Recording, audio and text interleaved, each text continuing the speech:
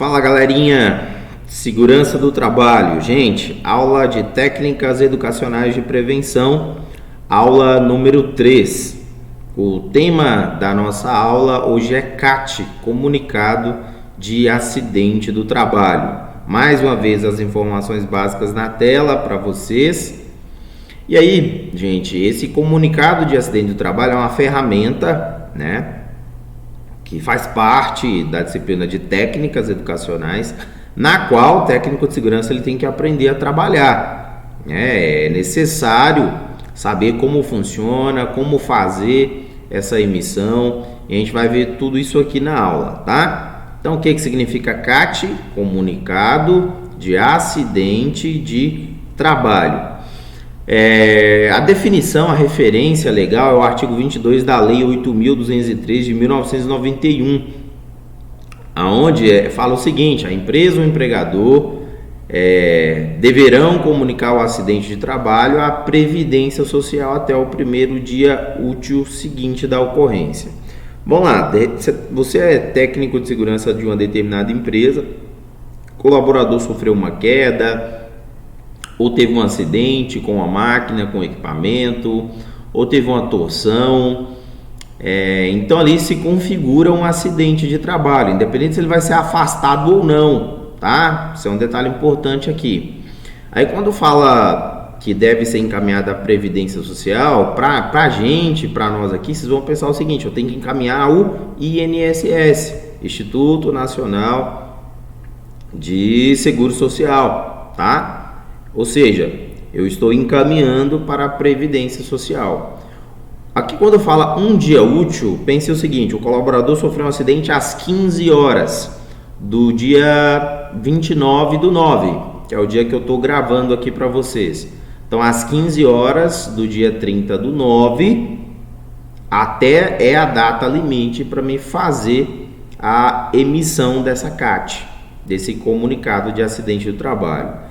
Com exceção em caso de óbito, né? Em caso de morte, o comunicado de acidente do trabalho, ele é necessário que ele seja feito e de forma imediata. Aqui, gente, é o inciso 1º do artigo 22 da Lei 8.203, fala o seguinte: que da comunicação que se refere a esse artigo receberão cópia fiel. Então, quem vai receber cópia desse comunicado, né, que vai ser feito? O acidentado ou seus dependentes, bem como o sindicato e a correspondência que corresponda à sua categoria. Então, vamos lá. Quando você, TST, for gerar uma CAT, primeira orientação, sempre deixe uma via no SESMIT. Sempre. Professor, não sei o que é SESMIT, não. Vai ter aula 4 da disciplina de normas. SESMIT é o grupo de técnicos de segurança, engenheiros de segurança, médicos do trabalho, enfermeiros do trabalho e auxiliar de enfermagem. Então a empresa vai ter um SESMIT, você trabalha no SESMIT da empresa. Então neste caso aqui, obviamente uma via vai ficar arquivada no SESMIT, é necessário ter esse controle.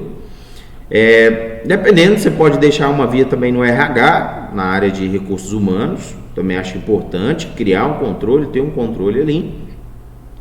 E aqui o empregado, é direito do empregado, é direito do trabalhador receber uma via desse comunicado de acidente do trabalho. Caso ele não tenha condições, neste caso aqui, seus dependentes, o pai, a mãe, a esposa, né? Enfim, os dependentes dessa pessoa que foi vítima de tal acidente, tá? Aí quando fala aqui, bem como o sindicato correspondente à sua categoria. Então, exemplo, esse trabalhador é um mecânico, é um eletricista, é um pedreiro, tem um sindicato, esse trabalhador ele é filiado a algum sindicato, né? Mesmo não sendo, né? Será que existe algum sindicato ali associado àquela categoria, àquela profissão? Então isso pode ser encaminhado, pode ser solicitado a você também em alguma situação, em alguma fiscalização, em alguma auditoria. Se você não encaminhar ao sindicato, não tem problema, você vai deixar uma via no SESMIT. Quando for solicitado, automaticamente você vai estar preparado para isso. Então veja bem, isso é muito importante, tá, gente? Na falta da CAT por parte da empresa, podem formalizá-la. Então vamos lá. Caso a minha empresa seja negligente, seja imprudente e não gere o comunicado de acidente do trabalho, o próprio acidentado ele pode emitir essa CAT. O acidentado não tem condições, está incapacitado. Os dependentes desse acidentado também pode emitir a CAT. Esse colaborador também ali não teve um suporte dos dependentes, a entidade sindical competente, ou seja, o sindicato relacionado à categoria, também pode fazer a emissão da CAT. O médico que assistiu ou qualquer autoridade pública. Quando fala que o médico que assistiu, não ficou claro, porque aqui a lei dá de entender então que é o médico do trabalho, é o médico que compõe o SESMIT, que participou daquela condição. Então essa parte aqui a legislação ficou devendo para a gente. Eu confesso para vocês que eu pesquisei muito relacionado a essa informação. Não é o médico que recebe o acidentado em ambiente hospitalar, tá? No caso aqui é o médico do trabalho que assistiu o evento, caso exista na empresa. Ou qualquer autoridade pública, pode ser feito também a emissão da CAT. E aí lembrando que uma vez tendo essas opções, aquela validade, aquele prazo estipulado de um dia ou outro, ele fica dispensado nesses casos. Porque esse prazo é por parte da empresa, do empregador. Então, neste caso, fica revogado isso aqui, tá? A lei não estipula o tempo, não predetermina isso aí. Aí vale lembrar que a lei é bem clara que caso a empresa não emita esse comunicado, caso nessa situação foi o acidentado, foi o seu dependente, veja bem, o inciso 3º do artigo 22 fala o seguinte: a comunicação que se refere, o inciso 2, não exime, ou seja, não absorve a empresa de responsabilidade pela falta de emitir a CAT. A empresa vai responder, o trabalhador vai processar a empresa e neste caso aqui haverá com certeza indenizações, prejuízos, algo dentro das medidas cabíveis por lei. A empresa será responsabilizada, com certeza, tá? Os sindicatos e entidades representativas da classe poderão acompanhar a cobrança pela Previdência Social das multas previstas no artigo 22. Não vou trazer aqui as multas para vocês, previstas aqui no artigo, mas vamos lá. Só para vocês, tem um valor tabelado padrão, tá? Neste caso aqui, só para vocês entenderem. A empresa negligenciou a emissão da CAT, o empregador ele foi lá e emitiu, ou o sindicato foi lá e emitiu. Então a empresa vai ser responsabilizada por isso. E o sindicato, ou qualquer classe que represente o trabalhador, vai acompanhar as punições e as multas que são cabíveis, as punições, tá? Desculpa, eu falei punições. As punições que são cabíveis àquela empresa, tá bom? Então, um detalhe importante aqui. Considera-se como dia útil, a definição de dia útil que eu já adiantei para vocês. Considera-se como dia útil do acidente e ou doença do trabalho e ou profissional. Vamos lá, a CAT, ela precisa ser emitida também um dia útil em caso de doença, tá? Aí existe a doença do trabalho e existe a doença profissional. Então, exemplo, o trabalhador foi diagnosticado como doença respiratória, tem que ser gerado também a CAT. Apesar do termo comunicado de acidente do trabalho se referir só a acidente, para a doença também é obrigatório realizar a emissão, tá, gente? Importante aqui, ó. Então aqui, quais são os critérios, né? Considera-se como o dia da data do início da incapacidade laborativa. Da data em que o colaborador ele foi diagnosticado como incapaz de exercer a sua atividade laborativa. do dia da segregação compulsória, ou seja, do dia da separação, o dia que o trabalhador foi afastado. Eu posso usar isso como referência. Ou o dia em que foi realizado algum tipo de diagnóstico. Então, veja bem, eu tenho essas 3 situações. Deixa eu voltar aqui no primeiro tópico, ó, da data do início da incapacidade laborativa. Pode acontecer do colaborador sofrer um acidente, ser emitido a CAT no período de 24 horas e, nesse caso, foi determinado que depois de 3, 4 dias esse trabalhador ele vai ficar incapacitado.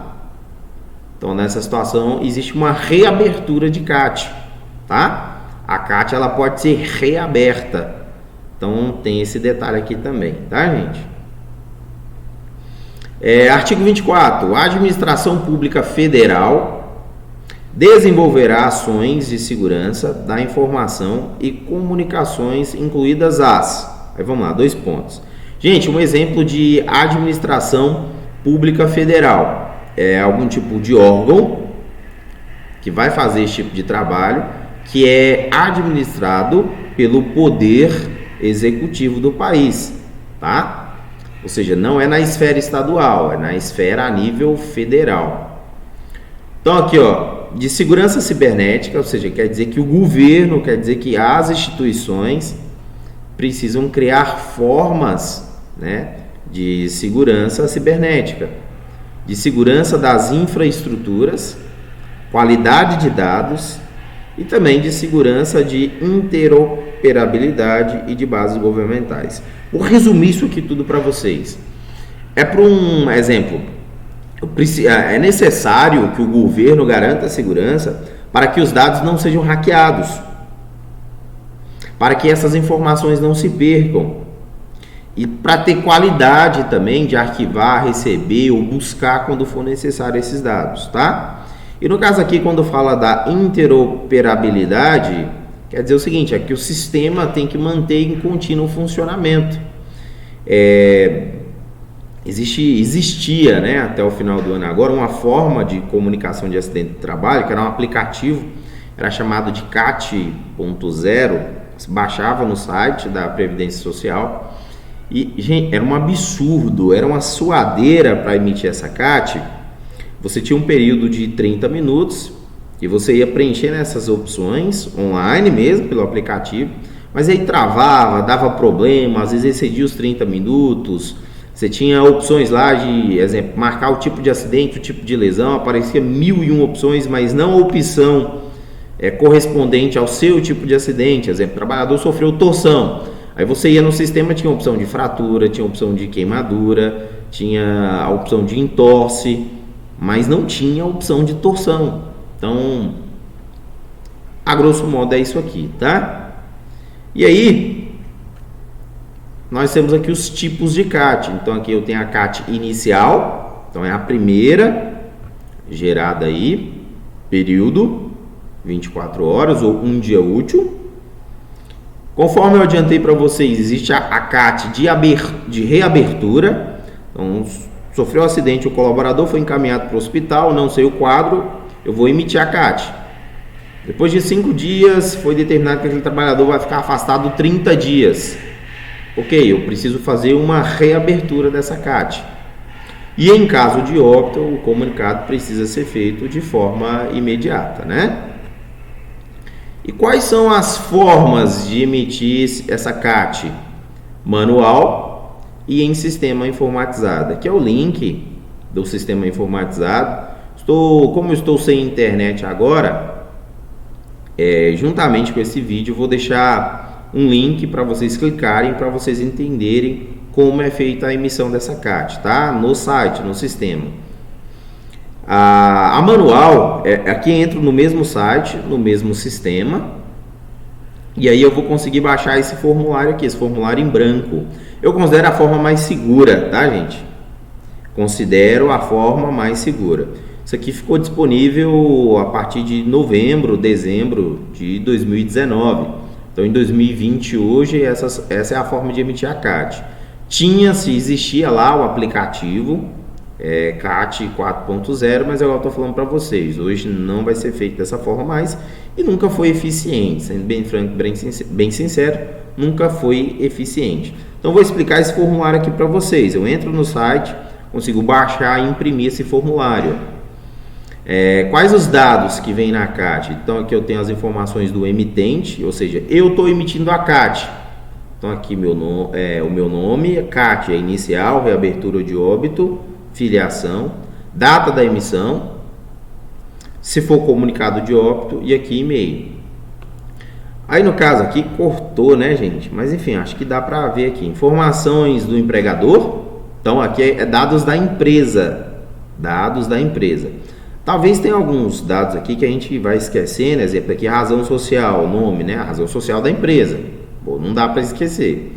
Agora, exemplo, tipo num doc. Esse aqui eu não estou lembrando. Mas é algo que no momento que você está emitindo, você vai pesquisar e você vai achar essa informação, tá? Aqui o CEP, o bairro, o endereço, o município, o CNAE, que é a Classificação Nacional de Atividade Econômica, o telefone e o estado. Então aqui é os dados do empregador, da empresa.